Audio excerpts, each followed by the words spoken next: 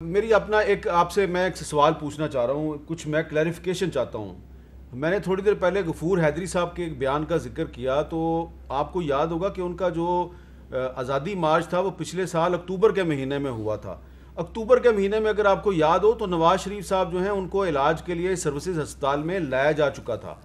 تو اس وقت وہ کون سی ایسی بات ہو رہی تھی نواز شریف صاحب کے خلاف، ایسی کون سی کارروائی ہو رہی تھی جس کے بارے میں غفور حیدری صاحب کہتے ہیں کہ ہمیں کہا گیا کہ آپ ہمیں نواز شریف کے خلاف کارروائی سے نہ روکیں؟ میں آپ سے جاننا چاہتا ہوں کہ آپ کی بھی کچھ ملاقاتیں ہوتی رہی ہیں، کیا نواز شریف صاحب کے بارے میں کوئی ایسا لب و لہجہ کبھی آپ نے محسوس کیا جس کا حیدری صاحب نے ذکر کیا ہے؟ دیکھیے، میں تو یہ ایک لے مین کے طور پہ سمجھتا ہوں کہ جو غفور حیدری صاحب نے بات کی وہ بہت اہم بات کی۔ اگر محمد زبیر صاحب کے بیان پہ ایک جاری ہو گئی ہے سٹیٹمنٹ، تو اگر یہ خلاف واقعہ ہے تو میں سمجھتا ہوں کہ اس پر D G I S P R کو ضرور ایک تردیدی بیان جاری کرنا چاہیے تھا، کیونکہ یہ ایک بہت سنگین بات کی ہے انہوں نے، اور ابھی تک اتنے دن ہو گئے ہیں اس کے اوپر کوئی تردید نہیں ہوئی۔ اور اگر تردید نہیں ہوئی تو یقیناً پھر ہر شخص یہ سوچنے پہ مجبور ہے کہ یہ بات لیکن ضرور درست ہوگی۔ اس میں ایک سوال پیدا ہوتا ہے کہ اکتوبر 2019 میں نواز شریف صاحب کے خلاف کون سی کارروائی ہو رہی تھی جس سے کہا گیا کہ ہمیں وہ کارروائی کرنے سے روکا جائے؟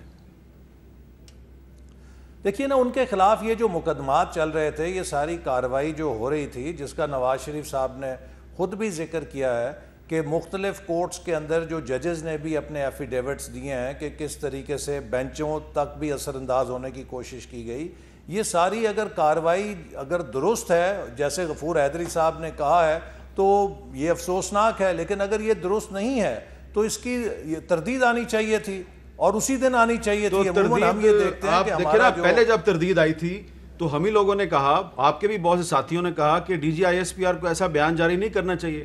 اب جب وہ دوبارہ ایک تردید کریں گے تو پھر آپ لوگ یہی کہیں گے کہ یہ کیوں سیاسی بیان دے رہے ہیں؟ نہیں، اور ہر بونے کی بات D G I S P R نے، دیکھیے، جو محمد زبیر صاحب کا بیان جاری کیا تھا وہ کسی بات کی تردید نہیں تھی، وہ آن ریکارڈ انہوں نے بیان جاری کیا تھا۔ لیکن محمد زبیر صاحب اس کے بعد خاموش ہو گئے ہیں۔ بیان ہے یہ تو ایک بہت محمد زبیر صاحب اس کے بعد خاموش ہو گئے ہیں۔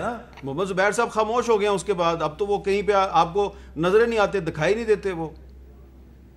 نہیں، وہ آج میٹنگ میں تھے، ہر جگہ ہیں اور وہ بات بھی کر رہے ہیں، گفتگو کی انہوں نے۔ پہلی بات یہ ہے میر صاحب کہ جو انہوں نے بیان دیا ہے وہ مضحکہ خیز بیان ہے۔ کوئی بھی ان کو کون کہے گا کہ آپ نواز شریف کے خلاف کارروائی کریں؟ اور دوسری بات یہ ہے کہ کئی سیاسی بونے اپنی حیثیت بنانے کے لیے اس طرح کی باتیں کرتے رہتے ہیں۔ میرے نہیں خیال میں فوج کے ترجمان کا یہ منصب ہے یا ان کو ہر اس طرح کے بونے کی باتوں کا جواب دینا چاہیے۔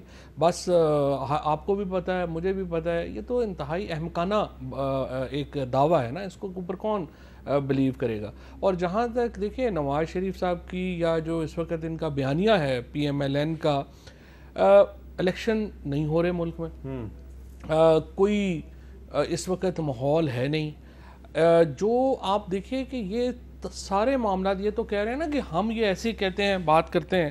آپ مجھے بتائیے اس وقت پی ایم ایل این کی ایجوکیشن کے اوپر کوئی پالیسی ہو، ان کی کوئی اکانومی کے اوپر کوئی آلٹرنیٹو بات ہو، ان کی کوئی پاکستان میں ٹیررزم کے معاملات کے اوپر کوئی پالیسی اسٹیٹمنٹ ہو، مہنگائی کے اوپر ان کا کوئی آلٹرنیٹو ہو، کچھ بھی نہیں ہے۔